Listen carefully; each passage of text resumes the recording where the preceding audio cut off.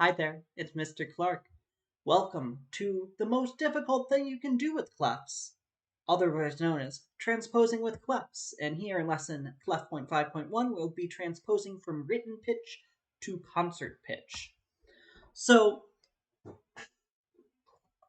at this point, you may or may not have gone through section 5.4, where we discussed transposing with scale degrees intervals. But here we're going to be talking about transposition by clefs, which has been used since the 1500s. If you're curious in specific places where you can find that, there's a footnote. So the idea with transposition by clef is that in order to read a transposing part in concert pitch, you just have to mentally change the clef and the key signature and then read it in that new clef and key signature. You don't have to think about, well, everything goes down a second or everything goes down a fifth or whatever.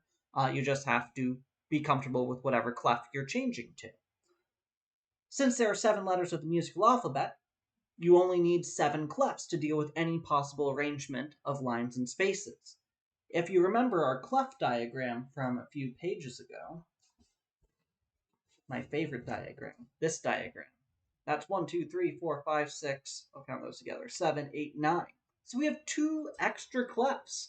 We don't need 2 of them, and in fact, we can just get rid of the ones on either end. Goodbye, French violin clef. Bye. Goodbye, sub-bass clef. And the reason for that is that G's on the bottom line here, G's on the bottom line here.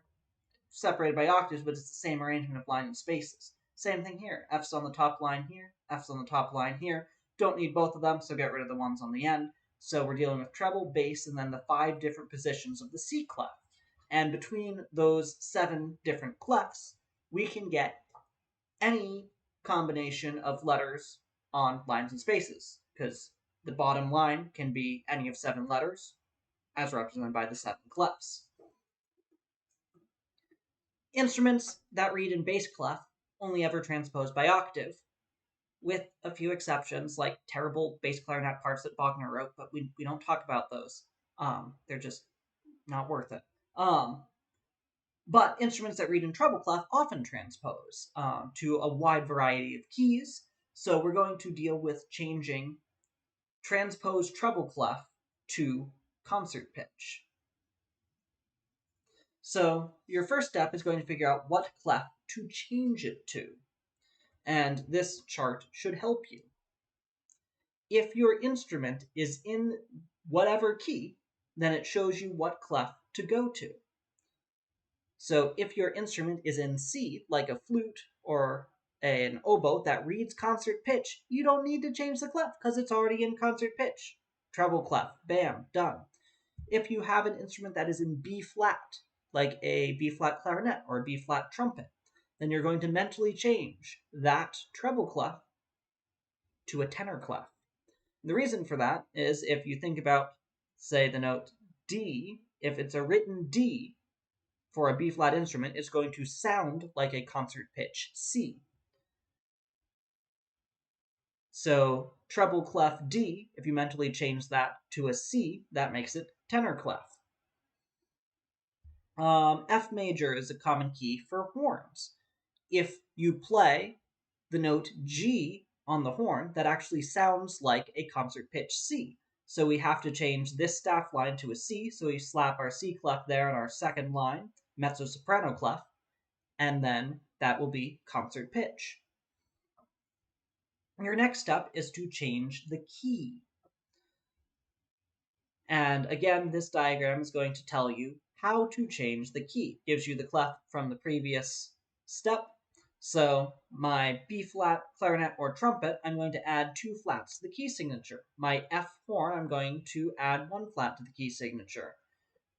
And if for some reason you have to deal with these less common keys on the bottom, say I have a horn in B, like Brahms does, you would add 5 sharps to the key signature.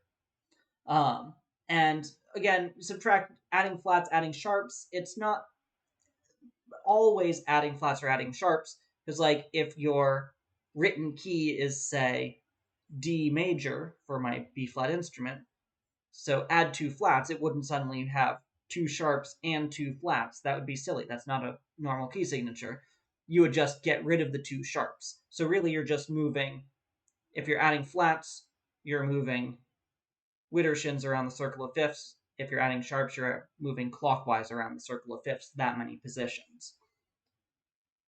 And then finally, you have to deal with accidentals. So depending on how many spots around the circle of fifths you moved, you'll have to worry about more notes. So with my F horn, the only note with accidentals I'm going to have to worry about is going to be the note B. So if B has an accidental, then everything is going to have to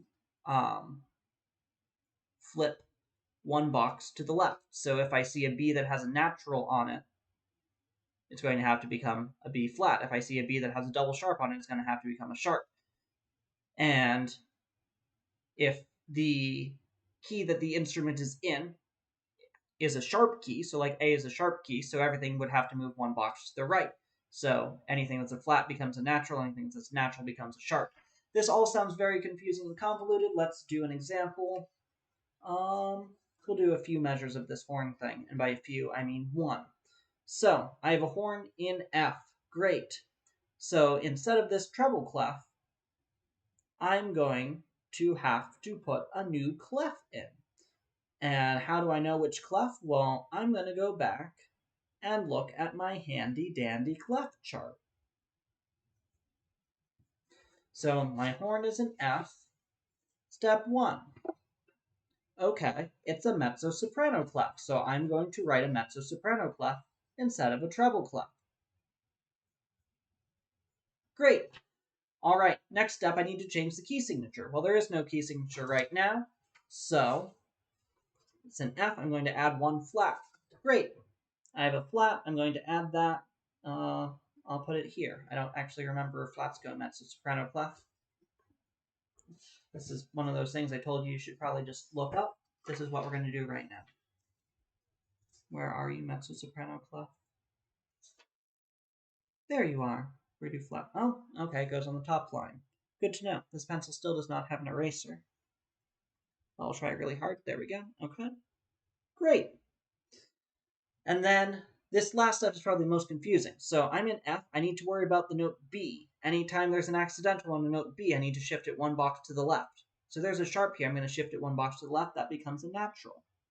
And now I have my horn part in concert pitch. If I'm fluent in reading mezzo-soprano clef, this is great for me. If I'm not fluent in reading mezzo-soprano clef, it exists now. And that's the full part there if you want to take a closer look at it. Then, yeah, we have one more example. So here's a trumpet part in B flat. So, again, I'm just going to write out a little bit. I'm going to do this second measure this time. I don't want to worry about writing ledger lines, because ledger lines are lame. So I have the original part here. So I have a B flat instrument. What clef do I need? B flat, I'm going to need a tenor clef. Cool. In terms of key signature, I'm going to, I'm guessing, add 2 flats. Yep, add 2 flats. Great. So there's, are there any, no flats. So I'm going to add 2 flats. So the B flat, and then where do flats go in tenor clef?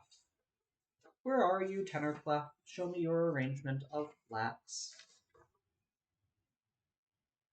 Oh, same as tenor clef. Okay, so it goes up, I guess. I lost the tenor clef page. That's weird. Is it over here? It's over here. Yeah, okay, it goes up. Handy reference. That should be on the line. Okay. That's terrible and squished. I'm sorry. I don't really have a functional eraser right now. So then any B's and E's, I'm going to need to shift the accidentals. So B's, are there any that have? Nope. E's, are there any accidentals here? Yes, that's a sharp. Shift it one box to the left, and it becomes a natural. So that's what we're dealing with in terms of transposing from concert to written pitch with clefs. The reason you would want to do this would be if you're reading a score and you need to figure out what the pitches should sound like, if you're doing score analysis or if you need to check a pitch on the piano or something. But, yep, That's what I have for now. I'll see you next time.